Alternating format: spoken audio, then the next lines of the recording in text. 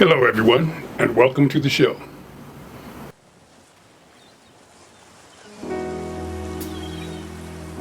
On a beach in the sand, I think of you.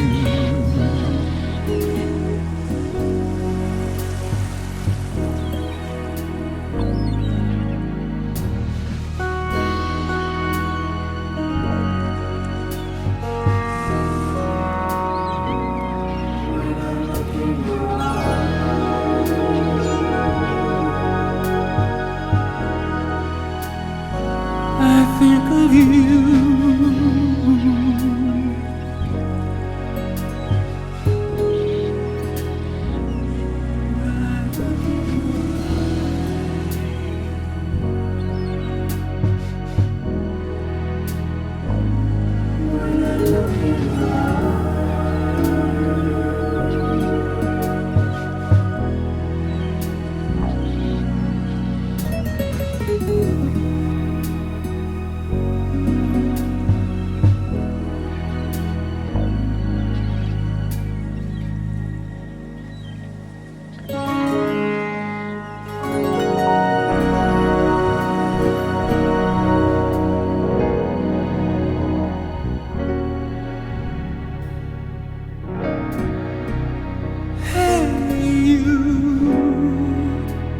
Did you realize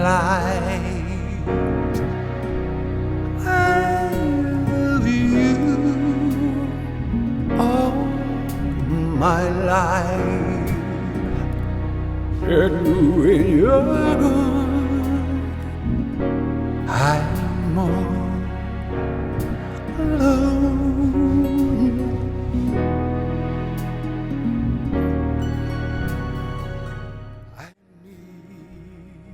Welcome back. We missed a couple of weeks simply because I was trying to catch up with my YouTube short game. It was introduced to me and they told me I really needed to create a bunch of shorts. So I tried to catch up with that. So that's what we've been doing. If you would look at my YouTube shorts, I would love to see how you guys feel about them. They seem to be going very well because people just sometimes they like things to come a little faster and quicker, and they don't have time to sit here and listen to a whole show. But there's a lot of things that you cannot fully explain just doing a YouTube short. So I'm really glad to be back here today. Now, today I'm going to be discussing something very, very controversial. I don't like to get in other people's business too much. However, there are certain times where I think that I can give positive input to certain situations. Today I want to discuss something about, I have something to say about Billy Carson and his aliens. I think I have an idea of what he actually saw, and I think you would be quite surprised to see exactly what that is. Also, there's another story about George Norrie, the host of Coast to Coast. When he was a child, he told a story about when there was a fire in his house when he was around 5 years old, and he was able to wake up the entire family because a fireman woke him up. Later, once everybody was outside the house, George wanted to know who the fireman was that woke him up. Come to find out, there was not and could not have been a fireman there to wake young George Norrie up. So I believe I can answer that question too. So let me first give you a bit of background about myself. My journey here all started about 50 years ago. I was around 19 years old. Yeah. So anyway, I was just out of high school, and I really was interested in becoming a minister of the gospel for all the wrong reasons. The reason I wanted to become one was simply because there was a young lady that I had a crush on, and she had a Bible study at her house. And I thought by becoming a pastor, I would impress her. During that process, I knew a man. I've told this story before, but I'm going to tell you again simply because it's pertinent to this conversation. During that process, I knew a man who was beginning a course in beginning meditation. He had a charter from the Church of Divine Autonomy.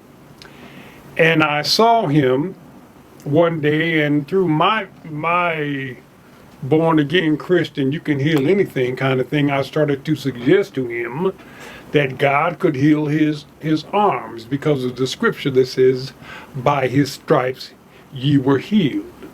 However, he disagreed with me and said that he could heal it himself. And we went back and forth for a while because I tried to explain to him, I'm talking about God Almighty and you talking about you. We're not, we're on the wrong page here.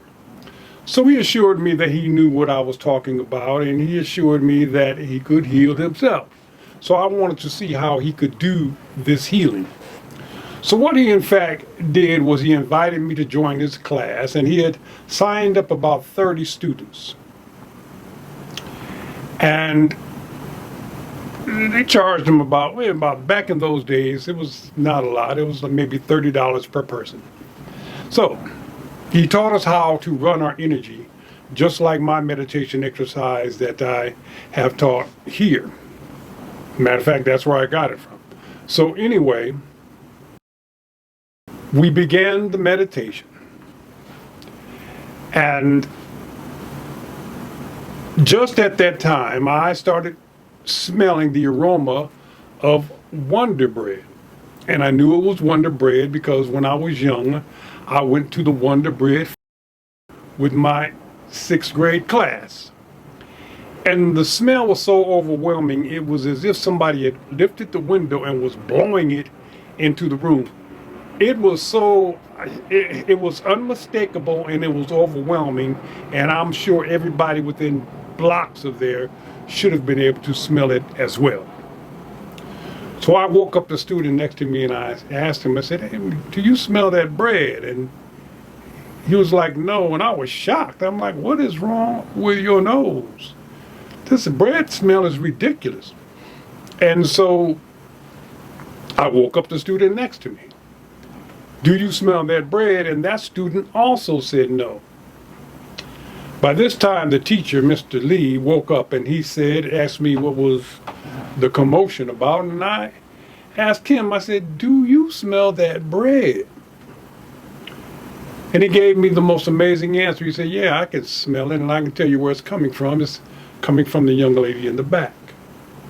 And he said, young lady, what are you thinking about right now? And she said, I was thinking about a loaf of Wonder Bread that she bought on her way there and could not wait to get home to eat it. I was shocked and blown away, not because of whatever happened with me and the bread and the girl, but how he knew out of 30 people, how he knew exactly what one of the persons was thinking about.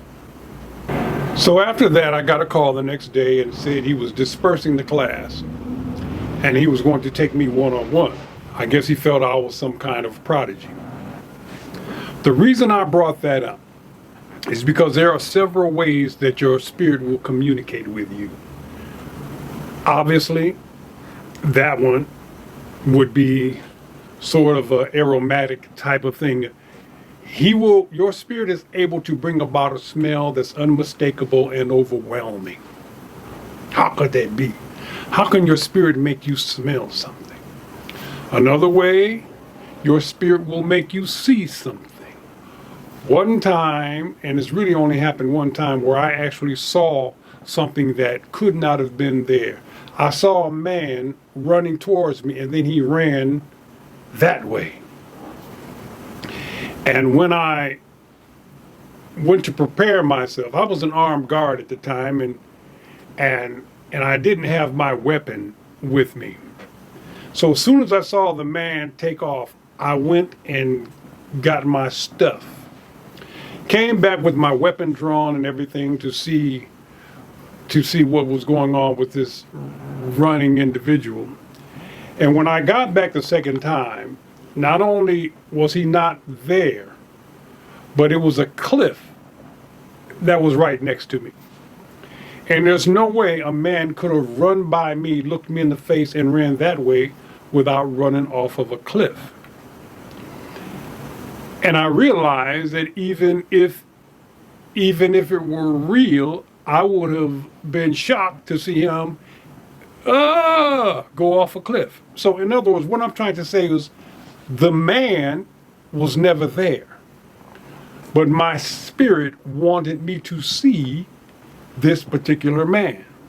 Your spirit is able to make you see things that aren't there for a reason.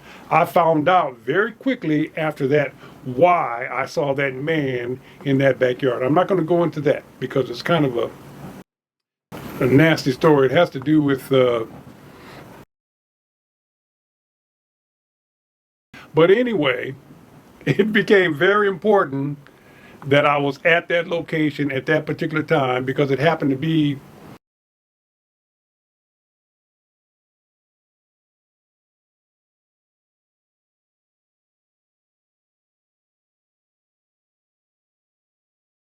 wasn't connected yet. But anyway, it was very important that I saw that image, So, and most of the time, you will hear a voice coming from your spirit. What your spirit is doing is it is getting you prepared for whatever it needs to get you prepared for. When you pass away, there's something called the Akashic Records. The Akashic Records are the records of your past lives and sort of a diagram of how you're going to take on the next. What kind of challenges are they going to be?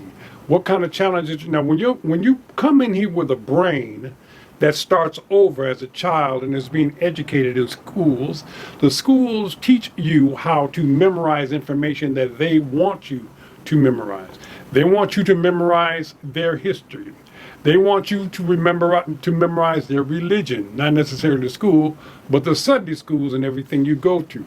When you go to church as a child, that church will program your spirituality, depending upon how serious you take that church.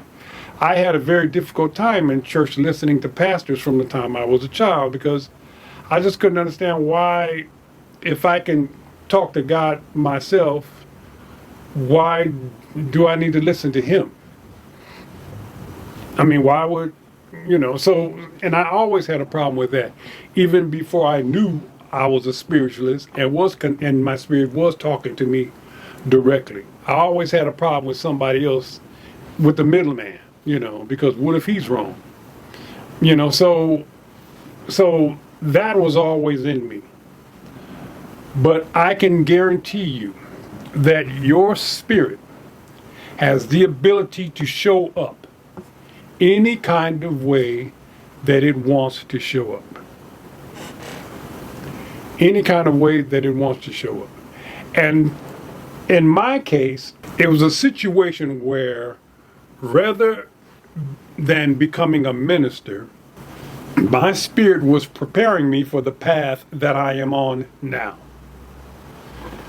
What I'm doing now is a very unique experience, and it's one of a chosen few. It's lonely talking to myself about these kind of things, and people looking at me like they don't know what I'm talking about.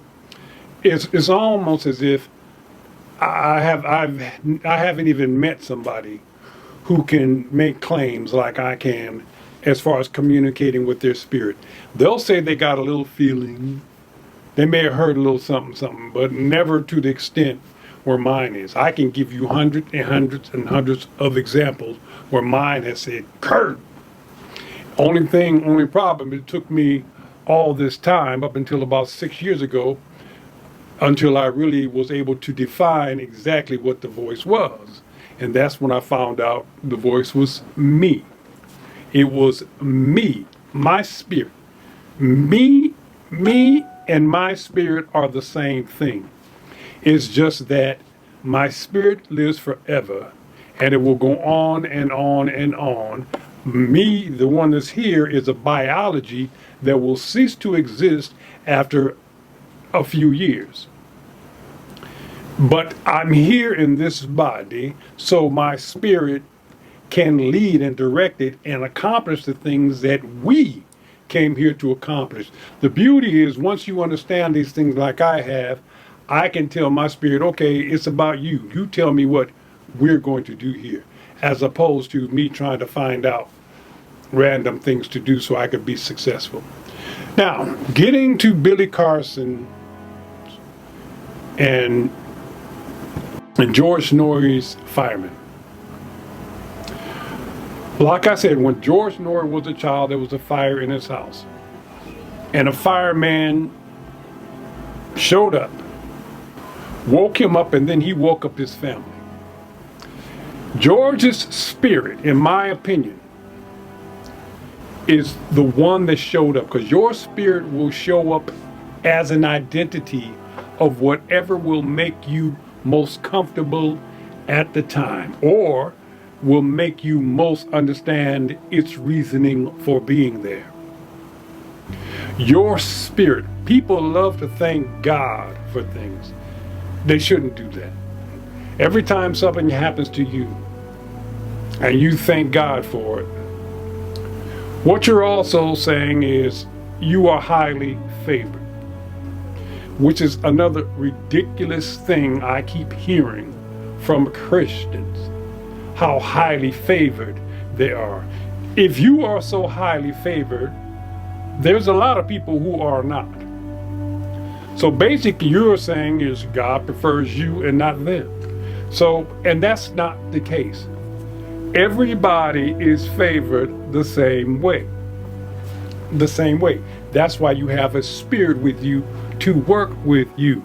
Nobody's more highly favored than another. No sense in an athlete talking about thank you God for me winning, because that would mean God would be responsible. And why would God make one person win? Say it's a 100-yard dash in the Olympics. Why would he make one winner and 8 losers? You know, instead of 8 winners and 1 loser. It doesn't make any sense. And you're blaming God for the wrong reason. And that's why the balance in nature is off, because people want to be highly favored and not fair. You know, so anyway, I digress. However, what I'm saying is your spirit will show up in whatever it needs to show up to save your life. Even a grown fireman. It's an amazing thing what your spirit can do. I have seen it. I have done it. How can a spirit smell like Wonder Bread? And I mean, the Wonder Bread I smelled was not just a little sniff. It was like, woo, hey, woo, wow, what is that? Everything except the smoke. It was as if somebody lifted the window and blew it in there. So I mean, it had to be a concentrated grouping of molecules that affects your nervous systems and sets off all these alarms. It has to be a group of molecules because it's nothing physical. It's all coming from the ethereal realm where your spirit lives. Now, Billy Carson. That's the complicated one. Billy, what happened to him, you know, his version is he was sitting at home, his family was there, 2 aliens showed up at the foot of his bed. And he stared at these aliens. Well, the aliens didn't do anything. They just sat there and looked at him. And then they kind of backed away and floated through the door. My problem with that story is I cannot imagine an intergalactic away mission, and when you get there, all you gonna do is stand there and stare at somebody and then leave. You mean to tell me you came millions and maybe billions of miles to do that? No, it's just unnecessary. You wouldn't travel that far to do that. Now, if Billy Carson has said they gave him some kind of download of some amazing information that he could not have known before or something like that, I would say, well, yeah. Well, actually, your spirit can do that too, because it's done it to me. However, these aliens said nothing, did nothing, and aliens wouldn't travel that far for nothing, except just to scare you. So, in my opinion, just like George Norrie's firemen, I think that Billy Carson's aliens were Billy Carson showing up as aliens, so that Billy could be led towards whatever was the result of that interaction. You can know if it's your spirit by the resulting outcome. Perhaps there were some changes that needed to be made in his persona, in his perception, that his spirit, perhaps it was his spirit preparing him for something. I also know this. When you are not here, before you come in here, if you're going to see an alien, that is something that's set up in the beginning by your spirit. Because since your spirit knows everything that's going to happen to you anyway, he would have to know that. He would have to know that by this time, okay, on this particular date, you're going to see an alien. So your spirit knew that you were going to see that. So why wouldn't your spirit become that if that's what it felt like doing? All I'm saying is, if you interpret everything that happens to us, we are cause and creator of. Our spirits will do that. And I'm just saying to Mr. Carson that your spirit, in my opinion, showed up as a couple of aliens because they didn't say anything. What was they going to say? They definitely weren't going to say, hey, we're your spirit and we're trying to scare you into thinking we're two aliens. No. They did what they needed to do by just appearing and floating out. So your spirit is very simple. Your spirit is already going to know what your reaction to that is going to be. It doesn't have to overdo it or underdo it. It knows all we got to do is go there and look at him and back off. If it was one of us, it might not be a problem, but there are some people who would think that was funny. Okay, you guys, get out of my house. I mean, or what you want, So the aliens were looking for that particular reaction that they got. And I have seen it too many times, and I know how your spirit will do all kinds of things to move you into certain directions. And it's still a wonderful thing. If I was Billy, I would rather have my spirit connected to me, doing things for me like that, than random aliens coming up for no reason. It's the no reason part that gets me. They didn't stick them or prod them or take something out of him. They didn't do anything. They just looked at him and backed away, and then his mind became having a bunch of issues with it.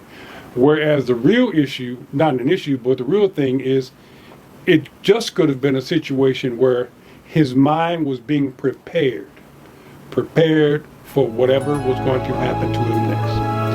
Thank you guys for coming, and thank you for listening to all of this. We'll see you in the next show. Love me too, love me too, love me too.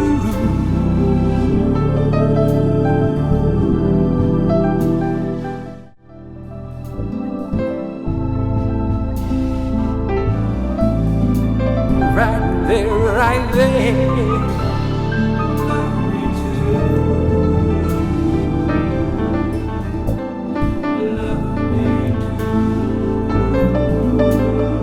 Love me